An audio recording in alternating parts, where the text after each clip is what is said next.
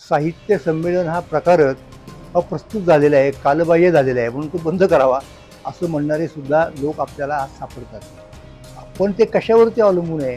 साहित्य संमेलन प्रस्तुत आहे की नाही हे अध्यक्षाच्या भाषणावरती अवलंबून असतं. आणि साहित्य संमेलन किती प्रस्तुत होऊ शकतं यासाठी जर तुम्हाला एखादा नमुना अध्यक्षीय भाषण पाहिजे असेल तर आचार्य शंकर दत्तात्रेय जावडेकर यांनी पुणे येथे 1949 साली भरलेल्या साहित्य संमेलनाच्या अध्यक्षपदावरून जे सांगितलं तिकडे पाहिजे. तिथे त्यांनी मराठी माणसाचं कर्तव्य देशाच्या संदर्भात आणि जागतिक संस्कृतीच्या संदर्भात काय आहे आणि काय आपण योगदान देऊ शकतो याचा विचार केला. म्हणजे ज्ञानेश्वरांनी जी आपल्याला एक वैश्विक दृष्टी दिली होती तिचं जणू काही प्रतिबिंब जावडेकरांच्या भाषणात पडलेलं आहे असं मला वाटतं. आणि त्याचा आदर्श ठेवूनच खरं तर अध्यक्षांनी भाषणं केली पाहिजे.